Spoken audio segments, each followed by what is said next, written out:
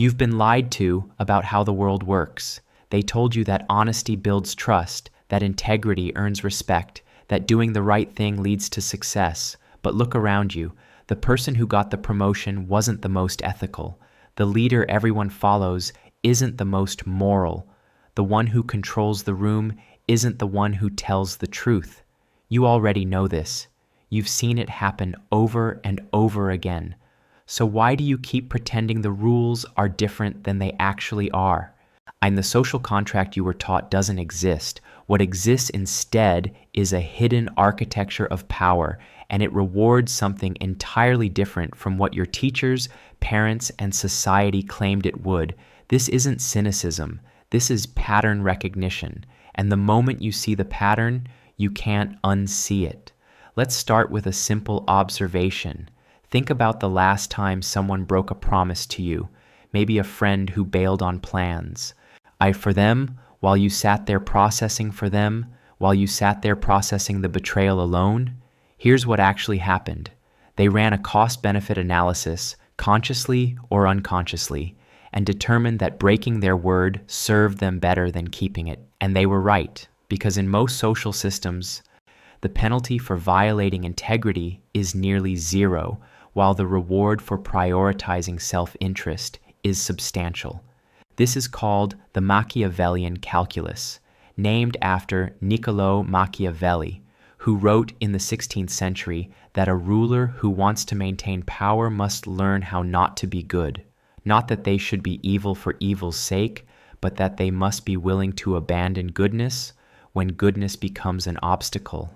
And he observed that leaders who were loved and feared lasted longer than leaders who were merely loved. He noticed that appearing virtuous was more useful than being virtuous. You might think this only applies to Renaissance princes or modern dictators, but walk into any office, any friend group, any family system, the same dynamics are at play. The person who controls the narrative controls the hierarchy, and controlling the narrative rarely aligns with telling the complete truth. Consider the concept of impression management, a term from social psychology coined by Erving Goffman. He demonstrated that human interaction is fundamentally theatrical. We are all performers managing how others perceive us. The most successful people aren't those who are authentic. They're those who are strategic about which version of themselves they present in each context. They craft their image. They manipulate perception, and it works. You've seen this person. And they say the right things in meetings. They align themselves with whoever holds power. When the leadership changes, their opinions change. They have no fixed principles, only fixed goals, and they rise, not despite their flexibility with truth, but because of it. There's a famous study from the University of Amsterdam that examined personality traits in corporate executives. Researchers found that individuals who scored high on dark triad traits, psychopathy, narcissism, and Machiavellianism, were significantly overrepresented in leadership positions. These aren't people who value integrity.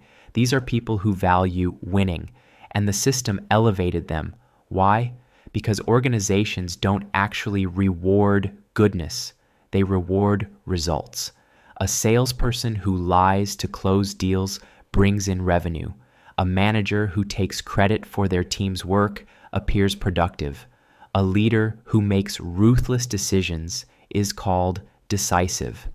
The system doesn't ask how you got the outcome, and it only measures that you got it. You've probably heard the phrase, "nice guys finish last." It's usually dismissed as bitter cynicism from people who failed to compete, but there's empirical evidence supporting it. Research from the Journal of Personality and Social Psychology found that agreeable individuals, those high in compassion and cooperation, earn significantly less over their lifetimes than less agreeable individuals. They're also promoted less frequently. And this isn't because mean people are more competent. It's because disagreeable people are more willing to negotiate aggressively, to prioritize their interests over others, to say no when saying yes would cost them. They're not constrained by the social obligation to be nice, and that freedom translates directly into power. Let's go deeper. Think about the social reward system in your own life. When you've been honest to the point of discomfort, when you've told a hard truth that needed saying, what happened? Did people thank you, or did they distance themselves from you? Because here's the reality. Most people don't want truth. They want comfort. They want validation. They want their existing beliefs confirmed. The person who provides that comfort, even through deception, becomes more socially valuable than the person who provides uncomfortable truth. This is why charismatic liars often have more friends than honest skeptics.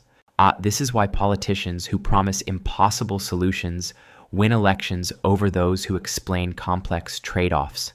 The social reward goes to whoever makes people feel good, not to whoever helps people see clearly.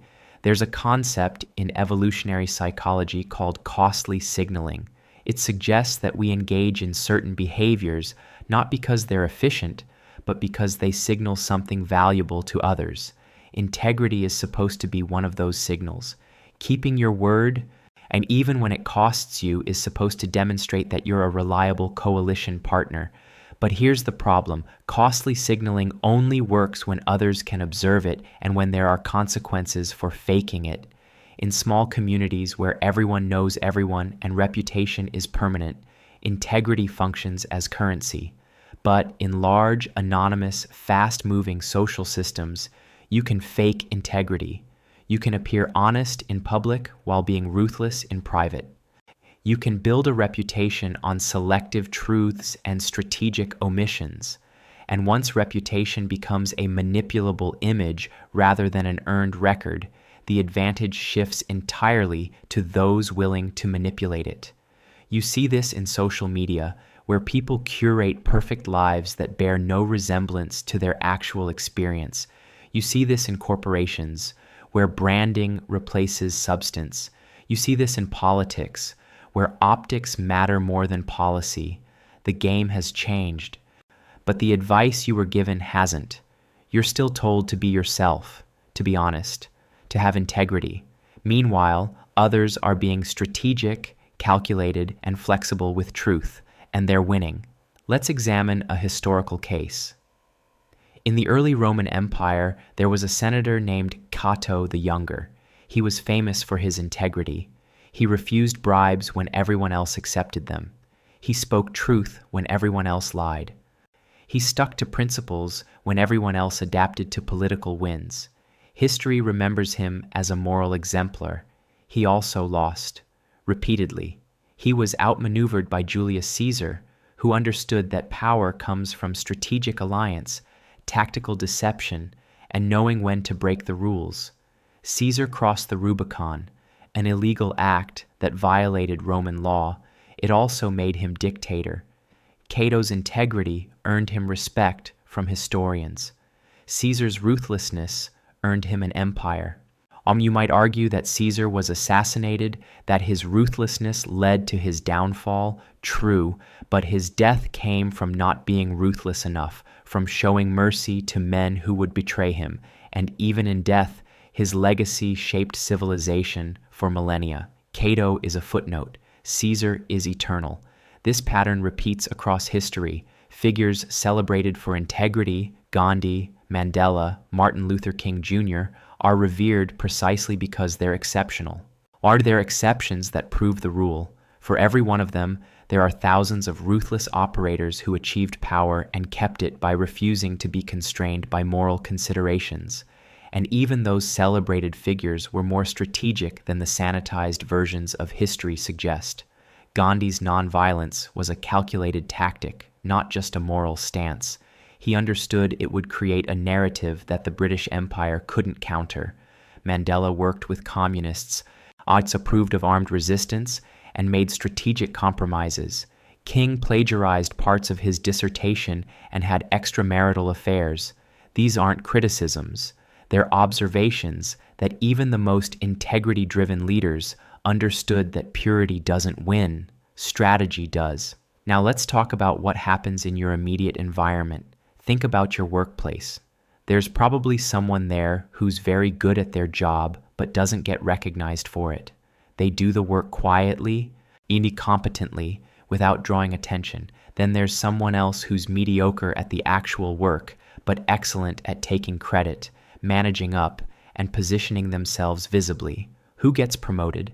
In a system that actually rewarded competence and integrity, it would be the first person. But you already know it's usually the second, because visibility beats quality, perception beats performance. The appearance of value beats actual value. This is called the Peter Principle, the observation that people rise to their level of incompetence. But it's not really about incompetence. It's about the fact that the skills that get you promoted, self-promotion, political maneuvering, impression management, are different from the skills that make you good at the job, and the system selects for the former, not the latter. You've probably also noticed that the people who succeed aren't the ones who follow the stated rules. They're the ones who understand the unstated rules. And the stated rule is work hard and you'll succeed. The unstated rule is work visibly on things that matter to people with power and align yourself with winning coalitions. The stated rule is be honest and people will trust you. The unstated rule is be honest when it's costless and deceptive when it's advantageous, but never get caught. The stated rule is integrity builds lasting relationships. The unstated rule is utility builds lasting relationships.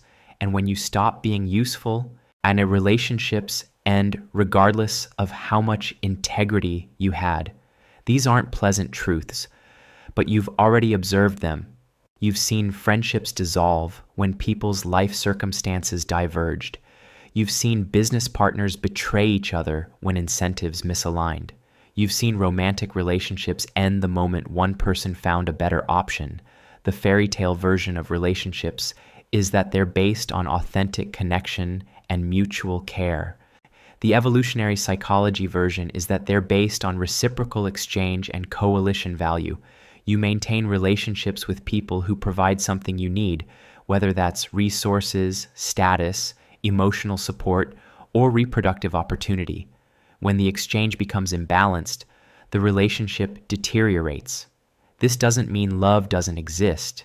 It means love itself is a mechanism that evolved to facilitate bonding between individuals whose interests are aligned.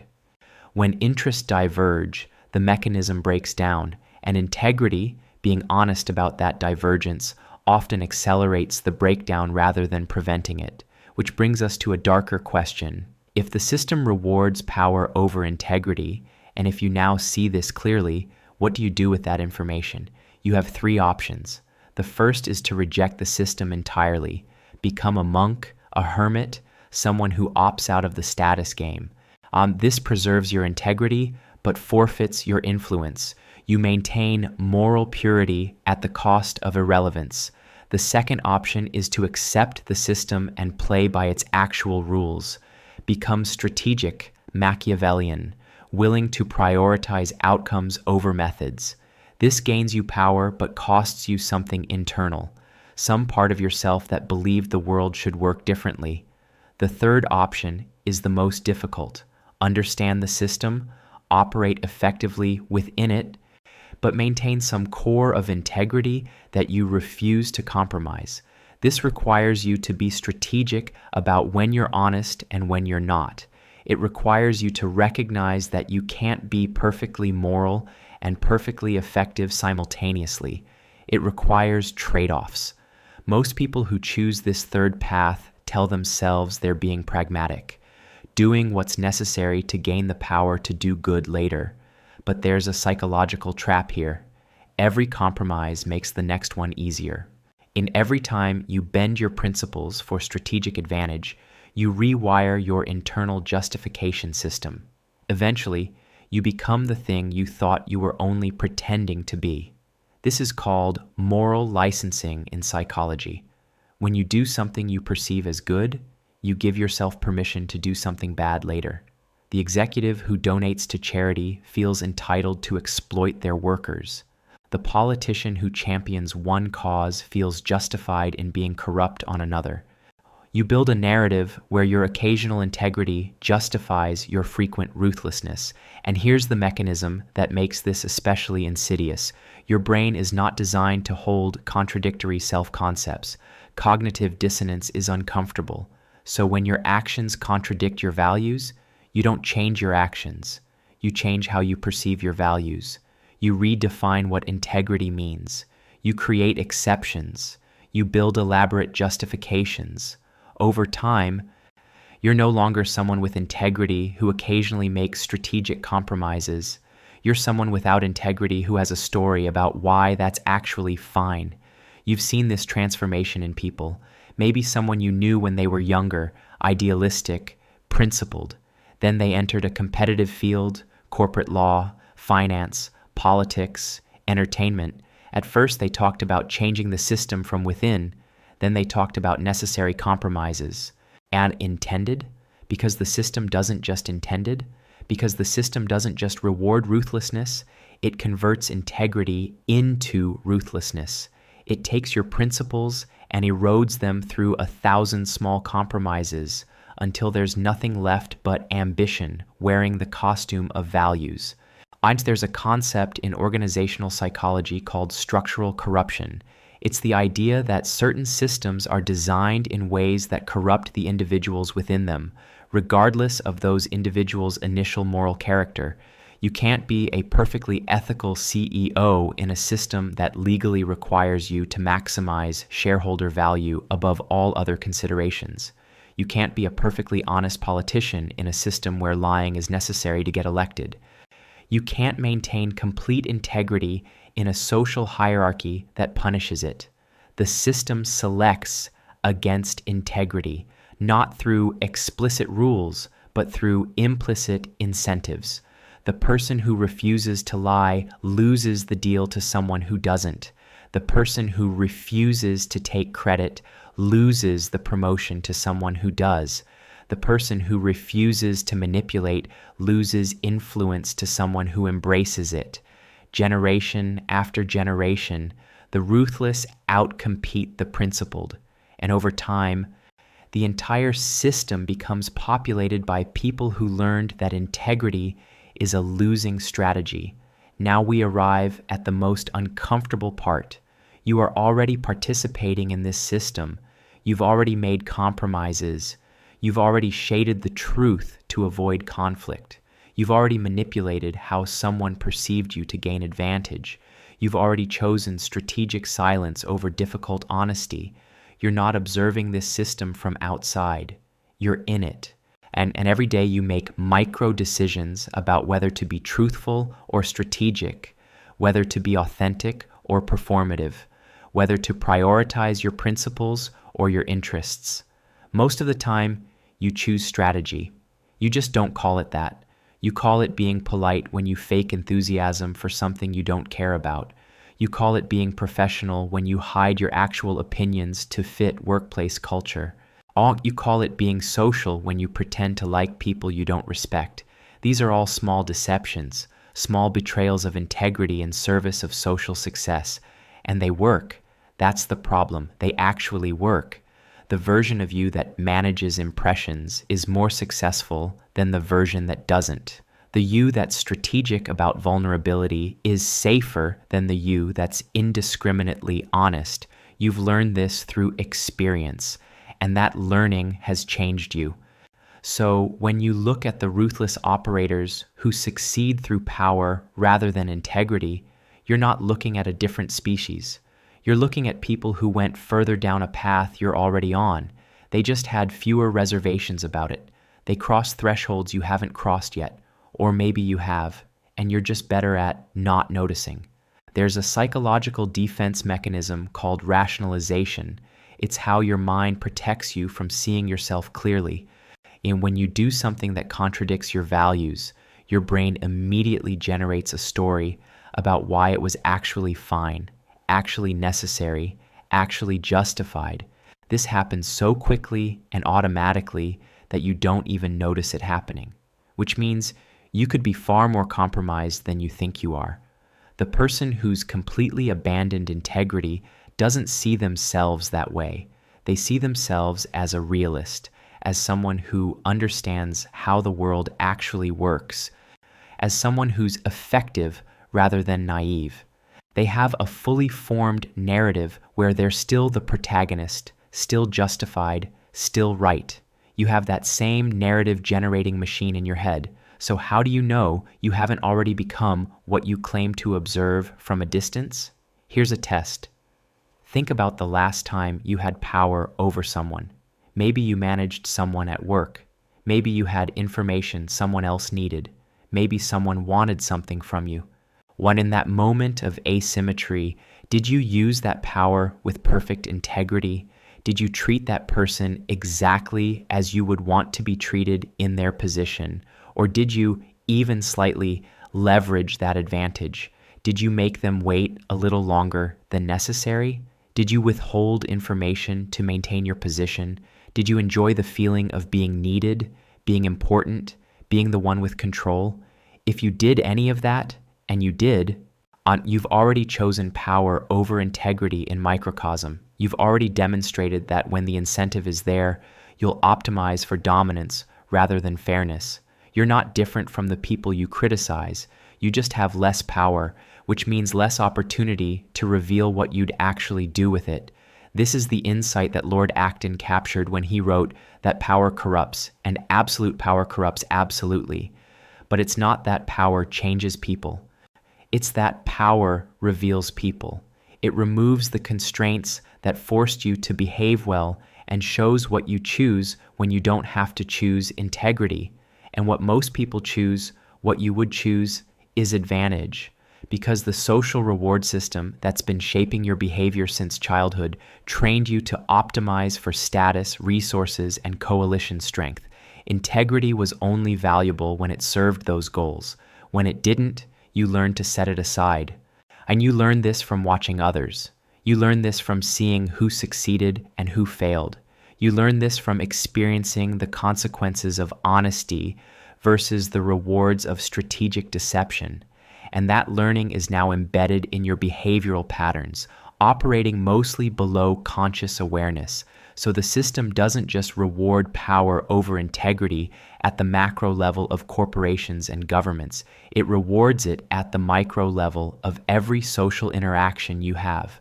And every conversation where you shade your opinion toward what's acceptable, every relationship where you perform a version of yourself rather than risk rejection, every moment where you choose what works over what's true. These aren't failures. They're adaptations. You're doing exactly what a well-calibrated social organism should do in an environment that punishes integrity and rewards performance. The problem isn't you. And the problem is that you were told the environment works differently than it does. You were told that honesty is the best policy, but the actual policy that works best is strategic honesty, truth-telling calibrated to serve your interests. You were told that integrity builds trust. But what actually builds trust is reliability in delivering what others want from you, which may or may not involve integrity. You were told that good people win in the end. But winning and being good are orthogonal variables. Sometimes they correlate, often they don't. And when they conflict, the system selects for winning, then retroactively labels the winner as good. This is called the halo effect. Once someone achieves success, we attribute positive qualities to them to explain their success. We assume they must be smart, hardworking, or virtuous. We don't consider that they might just be ruthless, lucky, or well-connected. We need to believe the world is just. That success indicates merit, so we construct narratives that make it seem that way. But you've seen behind that curtain now. You've seen people succeed through methods that had nothing to do with merit. You've seen the gap between reputation and reality. You've seen that the social world operates more like a game than like a moral universe. And the winners are those who play the game most effectively, not most ethically. So what do you do with this knowledge? Because here's the real test of your character.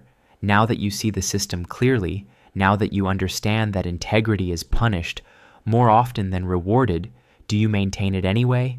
This is the question that separates different types of people. Some people, when they see that morality doesn't pay, abandon it entirely. They become pure operators, maximizing self-interest without constraint.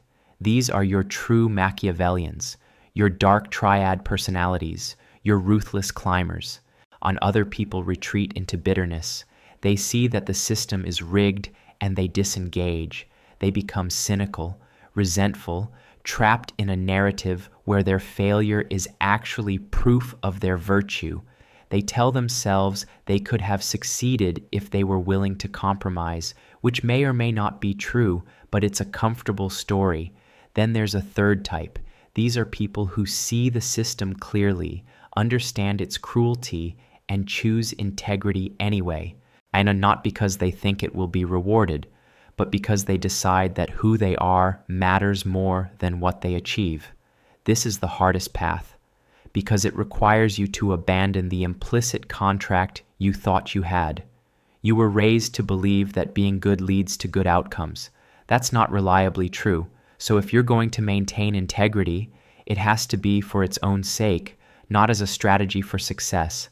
This is what philosophers call deontological ethics, acting according to principle rather than outcome.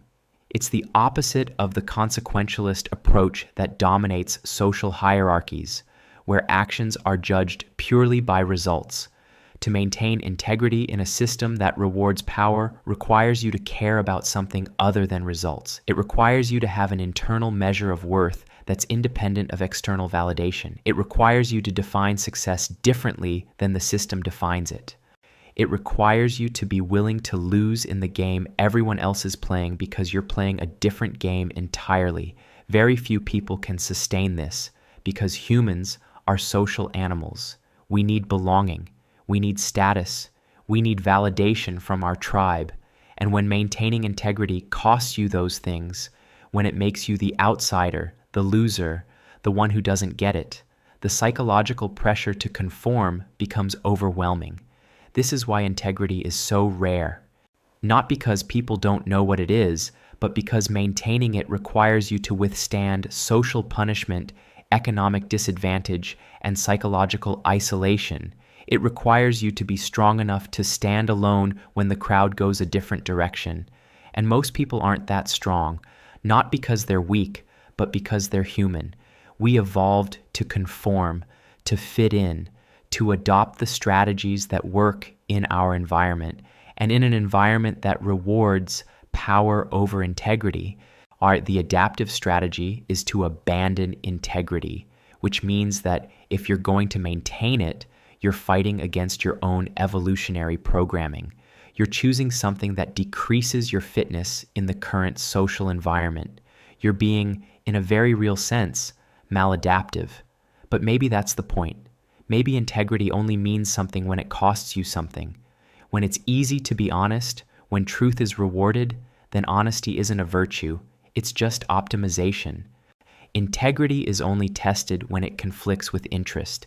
And in those moments, most people fail the test. You probably will too, not because you're bad, but because the incentive structure is designed to make you fail. Every institution you're part of, your workplace, your social circle, your family, has implicit rules that reward strategic behavior over authentic behavior. And over time, those rewards shape you. But here's what you can do. You can notice. You can see the moments when you're choosing performance over truth. You can recognize when you're managing impressions rather than expressing reality. You can catch yourself in the act of optimization and ask whether that's who you want to be. You won't always choose integrity, but you can choose it more often than you do now. You can decide that there are certain lines you won't cross, certain compromises you won't make, certain versions of yourself you refuse to perform no matter what it costs you. This won't make you successful in the way the system measures success. You probably won't maximize your wealth, your status, or your influence, but you might maintain something more valuable, a coherent sense of self that isn't entirely constructed from other people's perceptions. Because here's the final dark truth. The people who win the power game, who climb the highest, who achieve the most, they often lose themselves entirely in the process. They become hollow. They have everything except a self that isn't performing. You've seen this in people at the top. They're successful, powerful, influential.